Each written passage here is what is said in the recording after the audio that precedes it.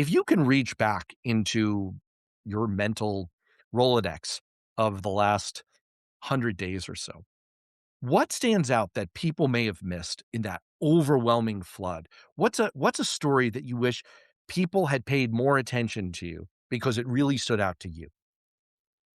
You know, I suffer from having the zone flooded with crime and corruption the way everybody else does, because you know what comes to mind? It's like the last half dozen most outrageous things he's done. And You've that got is on top availability bias like the that's rest on of top us. of 6 million other outrageous things that he's done. And people say it's too much crime and corruption for us ever to get our arms around. And I respond, it's actually too much crime and corruption for us not to get our arms around when, again, I'm going to sound like a broken record, the rule of law comes back into the light of day.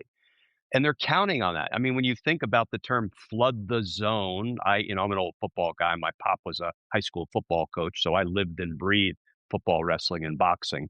Um, when you put so much into a particular zone that it can't be handled, it can't be defended against, right? It can't be addressed with the rules that are in place and the systems and institutions we have. And that's what he's done. What I do wish, Matt, is that corporate media, and I'll never stop sort of rooting for corporate media to do better than it has done in the age of Trump.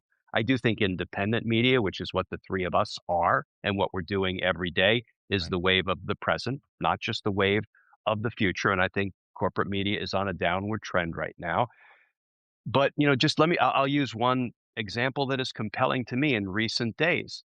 What we now know about the great reflecting pool caper and the unlawful arrest of 67-year-old Olympic canoeist David Hearn That's a thing, by is the that way. this whole sad chapter in the Department of Justice's behavior goes back to Donald Trump issuing 2 no-bid contracts Right. to cronies of his, one of whom was convicted in 2001 of conspiracy to bribe a member of Congress.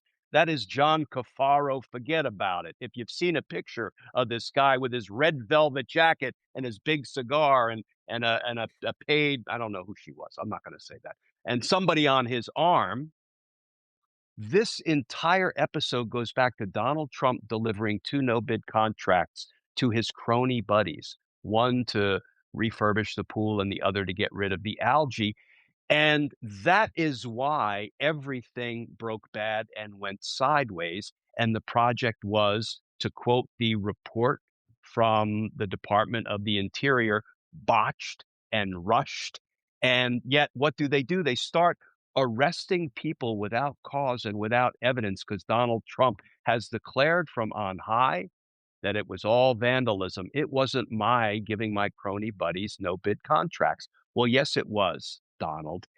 And corporate media just moved on to the next thing when he says, for example, "Oh, I don't know the firm that got that no bid contract. Not my type. I never met them." Right? And corporate media lets it go. Yeah. And so Yeah, yeah, what yeah. saturates the public is the freshest Trump lie. Right.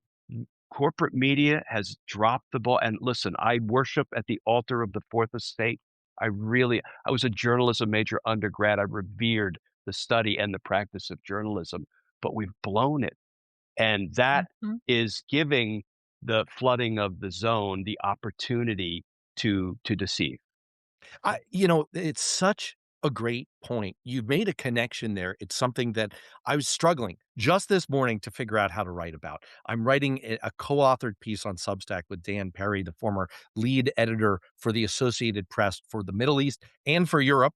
At various times in his career for tomorrow. And we're trying to imagine what the world would have looked like in 2026 if Kamala Harris had won in 2024. And I was trying to write about, and you'll see it if you subscribe, please do, and read this tomorrow. I was trying to explain why I felt it was appropriate to smush together the idea of undermining the rule of law with the personal self-enrichment, self-emolument that Trump has undertaken under his administration. I think you just made that linkage perfectly one leads directly to the other. The no bid contract, this underhanded mechanism of flouting the law, flouting legal authority, overreaching beyond what his executive power would allow him to do, is what leads in the what leads to the personal corruption and then these legal repercussions and then this kind of rotating credit card of debt theory of communications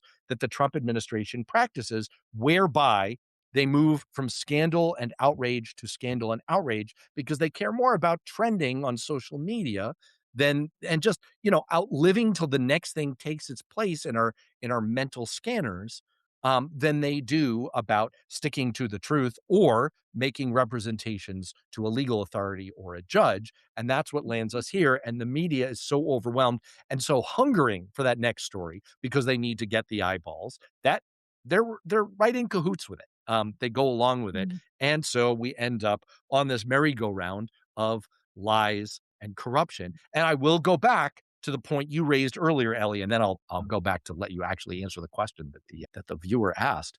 I do think that there's a silver lining here. There's a ray of hope. This is breaking through to voters. The Stanford political scientist Adam Bonica, who's on Substack, who I've had on this show, has been making this point. He thinks that corruption is the next big issue for Democrats to hang on to hang their hat on, that this is where we need to go. We need accountability. It's job number one for the incoming Congress. It's something that's within their power to do. And it's breaking through with voters.